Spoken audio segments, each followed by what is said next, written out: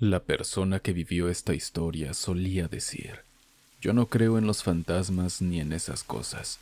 Para mí nunca existieron y nunca van a existir. Pero me pasó algo muy cabrón. Él es un policía de Zapopan y me contó lo siguiente. Le hicieron un llamado para ir a revisar el astillero por un olor fétido. Al llegar, encontró el cuerpo de una mujer de menos de 30 años que se había colgado. Inmediatamente llamó al Ministerio Público, pero le dijeron que no tenían peritos disponibles en ese momento, aunque podían mandarle a una becaria de peritaje para que lo ayudara con el perímetro y las fotografías de la escena del crimen. Él aceptó. Mientras llegaba la becaria, le dijeron que podía empezar a bajar el cuerpo. Él, sin experiencia en eso, aceptó hacerlo con la ayuda de una videollamada donde le explicarían cómo proceder. Le dieron la indicación de no cortar la cuerda por debajo de donde estaba amarrada la mujer, para poder determinar si fue un suicidio o algo más. El policía cortó la cuerda, pero como no sabía bien cómo hacerlo, el cuerpo cayó sobre él. Dice que en ese momento escuchó un grito proveniente del mismo cuerpo y se asustó mucho. Le explicaron que no se preocupara, que el sonido era por la presión que guarda el cuerpo y que no estaba viva. Finalmente dejó el cuerpo en el suelo y empezó a delimitar el área. Poco después, llegó la becaria para ayudarle. Le sugirió que metieran el cuerpo en una bolsa para que no quedara expuesto. El policía intentó meter el cuerpo, pero no podía. Este estaba demasiado rígido. Entonces le pidió otra bolsa, pero la becaria le dijo que no era cuestión de la bolsa, que el cuerpo estaba muy rígido por otras razones. En ese momento la becaria le preguntó al policía si creía en Dios. Él le respondió que no. Ella entonces le dijo que hablara con la mujer, que le dijera que ya todo estaba bien, que había logrado su cometido y que dejara que la guardaran en la bolsa para que ellos pudieran hacer su trabajo. El policía, muy escéptico, lo hizo. Después de hablarle al cuerpo, la becaria le dijo que no había sido un suicidio, sino un homicidio. El policía, desconcertado, no lo creía. La becaria le dijo al cuerpo que no se preocupara, que ella encontraría al responsable del asesinato. Y justo después de eso, el cuerpo, que estaba rígido, se relajó y pudieron meterlo en la bolsa. Una vez que terminaron de tomar fotografías y levantar los indicios, el policía llevó el cuerpo al área de ciencias forenses, donde le entregaron el código de caso y siguió con su turno. Esa noche, al llegar a su casa, se bañó para quitarse el olor a muerto, pero aún así sentía que seguía apestando. Le comentó a su mamá que se iba a bañar de nuevo porque sentía que no se había limpiado bien. Su mamá se acercó y le dijo que no olía a muerto, que lo que estaba sintiendo eran sus propios nervios. Unos días después, el policía decidió regresar a ciencias forenses porque seguía sintiendo que algo no estaba bien. Preguntó por el caso de la mujer y le informaron que el caso ya estaba cerrado, que había sido clasificado como suicidio. A pesar de eso, el policía insistió que no fue un suicidio, que había sido un crimen, pero le dijeron que no había nada más que hacer. Él, como servidor público, quería hacer bien su trabajo. Al principio le dijeron que no, que era un suicidio y el caso estaba cerrado. Pero él no se quedó tranquilo. Les dijo: voy a reabrir el caso porque fui el primero en llegar a la escena del crimen y tengo que hacer mi trabajo como se debe. Entonces buscó a mi profesor de penal porque él trabajaba en la Fiscalía del Estado y le contó todo.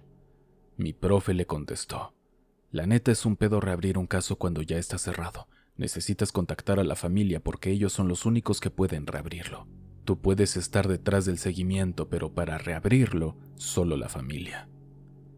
Mi compa hizo lo imposible para conseguir el teléfono de la familia, que vivía en Michoacán, y los trajo para poder reabrir el caso y empezar con la investigación. A los 15 días después de la muerte, el caso se reabrió y mi compa seguía sintiendo que apestaba a muerto. Le contó a su jefe lo que había pasado. Hace 15 días bajé el cuerpo, me cayó encima y desde entonces siento que huelo a muerto. Y su jefe le dijo: no te preocupes, aquí enfrente están haciendo una obra. Por más estúpido que te suene, pídele a los albañiles que cuando estén moviendo la cal te dejen meterte. Métete en calzones, la cal te va a quitar el olor a muerto. Entonces fue a pedirle a los albañiles que lo dejaran meterse, y para su sorpresa, ellos lo dejaron. Salió de ahí, pero él dice que seguía oliendo a muerto. Tiempo después presentó todos los documentos que le pidieron y el caso siguió avanzando. Después de un mes, él seguía apestando a muerto. Finalmente, contra todo pronóstico, le hablaron para decirle que quien había matado a la mujer en realidad había sido su novio, y ya tenían la orden de detención. Además, sabían dónde estaba y le preguntaron si quería ser parte de la detención. Cuando colgó la llamada, dice que el olor a muerto desapareció por completo. El policía dice: no sé si creo en los fantasmas, me da igual, pero sentí que la traía conmigo todo el tiempo. Fue por eso que el cuerpo se soltó cuando le prometí que iba a hacer justicia por ella. Cuando alguien se muere, tienes que decirles que descansen para que su cuerpo se relaje, porque a veces se van con alguna preocupación y traen espanto. Aunque sigo siendo escéptico, creo que esa morra se quedó conmigo porque le prometí que haría justicia por ella. Por ahora él sigue vigilando el caso, asegurándose de que no dejen libre al responsable. Si quieren, digan que lo tomé personal contra ese cabrón, pero no voy a soltarlo hasta que le den una buena sentencia. Al final terminó de contarme su historia con esta frase: yo la neta no creía en Dios, ni en los muertos, ni en nada, pero después de lo que pasó, sí sentí que algo cambió en mí, como que ahora sé que hay algo más, algo raro, pero existe.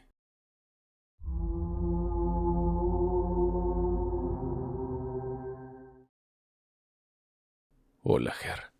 Hace poco encontré tu canal y te confieso que se ha convertido en mi favorito y en mi nueva adicción. Te mando una aportación de una experiencia de terror real personal. Solo te pido que si llegas a publicarla, sea de forma anónima, por favor. Espero que la disfrutes al igual que tus seguidores. Existen varios tipos de terror. Por lo general, cuando escuchamos este término, lo primero que se nos viene a la mente son entes incorpóreos, fantasmas, demonios, etc. Sin embargo, hay un tipo de terror más denso y oscuro y siniestro. Las personas no suelen hablar de él, no lo comentan con las mismas ansias y brillo en sus ojos con los que de buena gana se sentarían a contar sus historias de espantos nocturnos y casas embrujadas. Y esto es porque, irónicamente, el miedo que causa este tipo de terror está basado en la latente probabilidad de que a las personas comunes y corrientes les sucedan este tipo de situaciones y se vean víctimas o partícipes de estas historias. Creo que para este momento ya pueden imaginar el tipo de terror al que me refiero. A continuación procedo a contar mi historia. Hay veces en las que uno vive ignorante de que el mal y el peligro acechan de cerca. Uno puede vivir en una especie de burbuja por años y coexistir cerca de este mal sin darse cuenta por años, décadas incluso.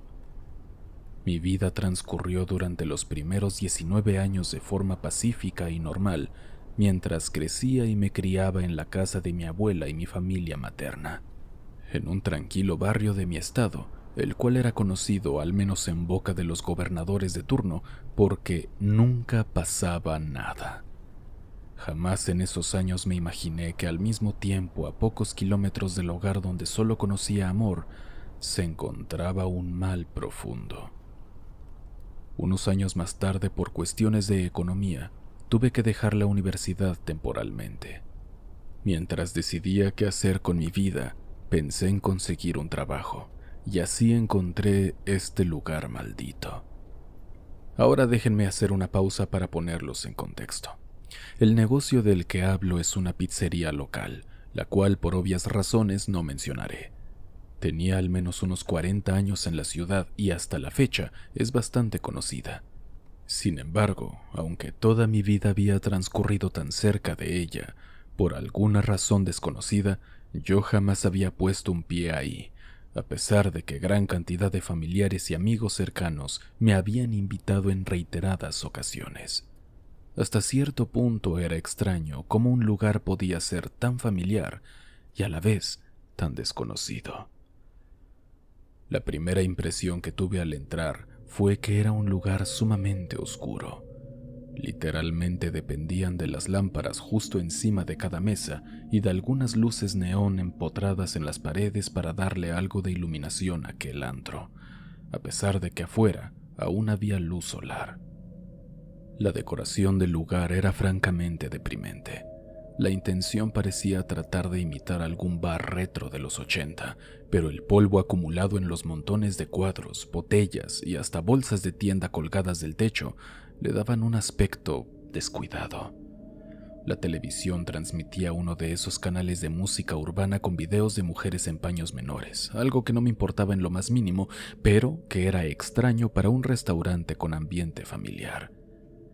Pero la decoración y el polvo que se respiraba eran irrelevantes. Lo que realmente daba el factor tétrico era el ambiente que se sentía al entrar. Los clientes que estaban sentados en las mesas parecían de cierta forma cuerpos vacíos que comían de forma automatizada. Había una especie de ausencia de almas, o más bien la presencia de estas parecía eclipsada por la vibra pesada y abrumadora que venía desde el mostrador. Para darles una idea de la distribución del espacio, imaginen un salón con diferentes mesas de madera, y al fondo estaban los refrigeradores de cerveza, una barra de concreto y detrás de ella el horno, una mesita donde preparaban las pizzas y a unos pasos la caja registradora que era antigua, como todo el lugar. Todo en un espacio muy reducido, donde apenas cabían 3 personas. Ahí se encontraba casi todo el personal del negocio, en su mayoría mujeres. Cuando digo mayoría es porque de toda la plantilla solo habían 2 hombres, el cocinero del turno de la tarde y el valet parking. Pero en ese momento solo recuerdo la presencia de esas mujeres con miradas parecidas a las de los cuervos, esperando encontrar una posible víctima sobre la cual lanzarse. Así que más por necesidad que por gusto, me dispuse a entregar la solicitud, esperando dar la media vuelta y salir lo más pronto posible de ahí. Sin embargo, me pidieron que esperara para llamar a quien me entrevistaría. Los segundos se me hicieron horas y cuando por fin salí, sentí mi propia respiración aliviada. Finalmente entré a trabajar ahí, y son varias las historias que podría relatar, propias y ajenas, sobre cómo este lugar parece estar maldito y tiene un efecto siniestro sobre las personas que ahí trabajan. Para entender esta historia necesito comenzar con su origen. El negocio comenzó como una especie de emprendimiento familiar cuando en la ciudad solo había un par de pizzerías. Quienesquiera que hayan desarrollado la receta eran unos genios porque el sabor y las particularidades de este producto parecían tener un efecto adictivo en las personas. O tal vez era algo más, ya que de forma inesperada y en muy poco tiempo, el negocio desbancó completamente a su competencia y sus dueños se hicieron ricos de la noche a la mañana. Ahora, hasta aquí podría parecer simplemente una historia de éxito comercial, ¿cierto? Inspirador, si no fuera porque el ahora difunto dueño se encargó de echar a su propio primo y socio del negocio que juntos comenzaron. Lo despojó de cualquier ganancia o derecho que pudiera tener sobre el trabajo y cuando su primo comenzó su propia pizzería, el dueño se volvió completamente paranoico. Tenía un delirio de persecución más allá de lo normal y era especialmente insistente en conocer cualquier detalle de la vida de sus empleados, pues temía que estos fueran espías o estuvieran ahí para robarle. Cualquier miembro tenía estrictamente prohibido hablar fuera de su trabajo, mencionar dónde laboraba o el nombre de los jefes, por poner algunos ejemplos.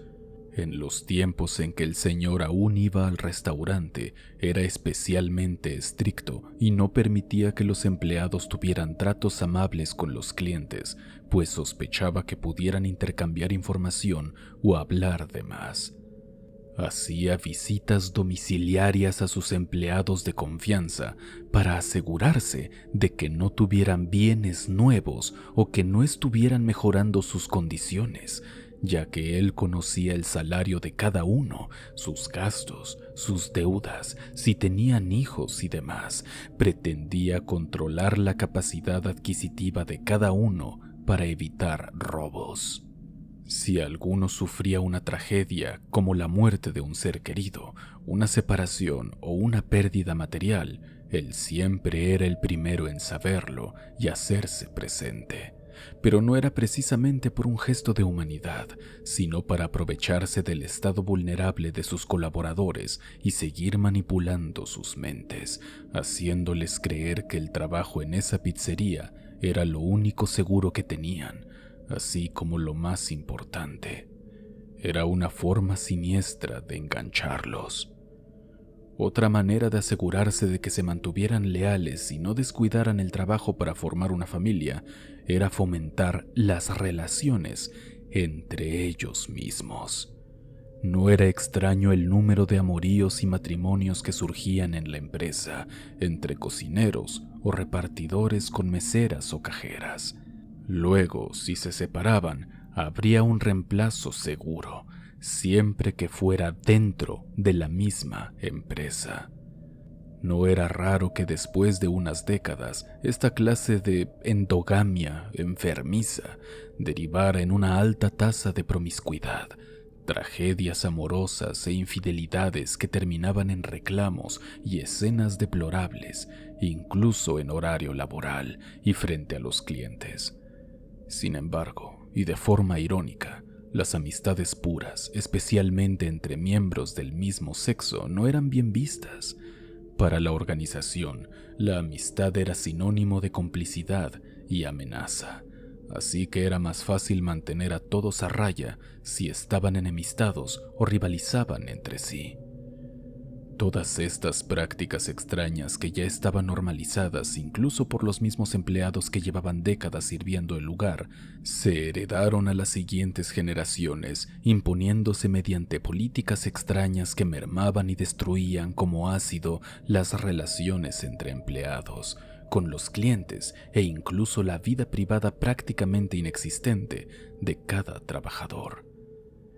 Entre las múltiples curiosidades que me tocó vivir durante el tiempo que estuve trabajando allí, que afortunadamente no fue tanto, podría enlistar el haber sido amenazada directamente por clientes por no poder cumplir sus expectativas debido a las normas absurdas que me dejaban maniatada para brindar un servicio que, ya no digamos excelente, ni siquiera medianamente decente. También fui amenazada por compañeros, ya que la rivalidad era el pan de cada día, y aunque no te metieras con nadie, tenías al menos unos cuantos pares de ojos fijándose en cada posible error para acusarte. Incluso los jefes contribuían a este ambiente hostil. Es un proceso lento e imperceptible, en el cual vas perdiendo poco a poco el control de tu vida. Los horarios cambiantes, las peticiones demandantes y el estrés causado por no ser capaz de satisfacer las demandas ridículas de jefes, supervisores y clientes van acabando con la capacidad de razonar, descansar y vivir. Los que trabajamos ahí llegábamos con sueños, proyectos y relaciones sociales, solo para ver cómo cada uno de estos sueños y metas se iban truncando para dar paso a una existencia miserable, donde tu único refugio parecía ser ese trabajo de mierda que después de un tiempo ya no se sentía tan de mierda comparado con lo que se iba convirtiendo tu propia vida. He de hacer un pequeño paréntesis aquí para mencionar que, si bien nunca tuve la famosa visita domiciliaria, mis jefes sí sabían exactamente dónde vivía. Así pues, sigo con la historia. Durante un tiempo en el que decidí separarme de la empresa, comenzaron a ocurrir cosas extrañas. Aparecían frutas con agujas dentro de mi cochera, arrojadas por las rendijas de la calle. Automóviles con vidrios polarizados se estacionaban justo afuera o enfrente de mi casa cuando llegaba o me iba. Comenzaron a llegar olores extraños de la calle justo a la ventana de mi cuarto, parecidos al olor de la comida en descomposición. Por otra parte, empecé a tener problemas para dormir. Dolores de cabeza muy agudos, pesadillas, escuchaba voces y sentía miradas enojadas incluso estando en mi cuarto. Solo cuando iba a la casa de mis padres o estaba lejos de ese restaurante desaparecían mis malestares. Misteriosamente, un día llamó mi ex jefe para pedirme que volviera porque estaba batallando con el personal. Y cuando acepté porque necesitaba el dinero y estaba teniendo problemas para encontrar trabajo, mis síntomas desaparecieron. Una noche, mientras limpiaba los platos de una mesa para llevarlos a la loza, se me fue un tenedor a la basura. Prendí la luz del pasillo para sacarlo del cesto, cuando vi una especie de naranja, lo cual me pareció extraño ya que no teníamos naranjas en el menú. La fruta me resultó extrañamente familiar, y con cuidado y con ayuda de un cubierto, la volteé para darme cuenta de que estaba llena de agujas por dentro, igual que las que aparecían en mi casa. Gracias a este tipo de experiencias y a una amistad que conocí posteriormente y que me abrió los ojos, pude dejar esa empresa cuando ya mi salud física y mental estaba empeorando. He de decir que después de varios meses y tras haberme cambiado de ciudad, pude recuperar mi salud y calidad de vida. Sin embargo, algunos otros no lo lograron. Un ejemplo fue un joven que conocí, quien a pesar de tener un excelente estado de salud, falleció repentinamente debido a un accidente cerebrovascular. O a una joven cajera, quien se escondía de su ex, un hombre violento. De alguna manera él la encontró y le arrebató a su hija luego de dejarla brutalmente golpeada. Todo esto, casualmente después de que la pobre madre faltara por tercera vez un fin de semana. También he sabido de aquellos que después de haber tenido el atrevimiento de exigir un trato digno o un finiquito acorde a la ley, les han robado su casa, asaltado en el trayecto a otro lugar o perdido a algún familiar.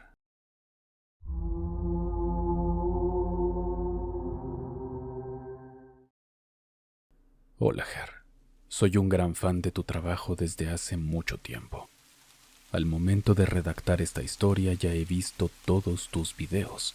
De antemano te pido que mantengas mi anonimato y te agradezco a ti y a tu audiencia por darme la oportunidad de contar mi historia. Aunque no es tan aterradora como otras, sí nos ha dejado pensando a mi familia y a mí. Mi familia está conformada por mis papás, mi hermano menor y yo. Esta experiencia ocurrió cuando yo tenía 5 años y mi hermano solo unos meses de nacido, por lo que siempre lo estábamos cuidando. Cada vez que él se dormía, usábamos uno de esos radios para escuchar si un bebé está llorando. Nosotros nos llevábamos la otra parte del radio para estar pendientes, y si lloraba, íbamos a ver qué pasaba. Ese día todo transcurrió con normalidad. Ya casi era de noche cuando mi hermano se quedó dormido, así que mi mamá y yo decidimos salir un rato afuera de la tienda donde trabajaba mi papá, llevando uno de los radios para escuchar a mi hermano. La tienda estaba en una zona tranquila del vecindario, donde las luces de las calles apenas iluminaban el camino. El aire fresco de la noche nos acompañaba mientras caminábamos de regreso al hogar. Ya era más tarde cuando de repente se escuchó el llanto de un bebé por la radio. El sonido era claro y desgarrador, similar al que escuchábamos cuando realmente nuestro pequeño se molestaba. Parecía ser mi hermano, así que mis padres me mandaron a ver si todo estaba bien. Al llegar, me sorprendí al encontrar a mi hermano fuera de la cuna. Tenía solo unos meses de edad y no sabía caminar, así que me pareció extraño, pero pensé que de alguna forma se había bajado. Logré subirlo de nuevo a la cuna y lo volví a dormir, asegurándome de que estuviera cómodo. Mientras regresaba con mis padres, me di cuenta de que era prácticamente imposible que él hubiera salido de la cuna por su cuenta, ya que no sabía ni sostenerse de pie, y tampoco se pudo haber caído, ya que la cuna tenía rejillas que lo impedían. De cualquier forma decidí no pensar demasiado en eso y no les conté nada a mis padres cuando llegué. Quizás pensaron que simplemente había alguna cosa que lo había molestado y que todo estaba bien. Seguimos disfrutando de la noche, hasta que de repente, una vez más, se escucharon llantos de bebé a través del radio.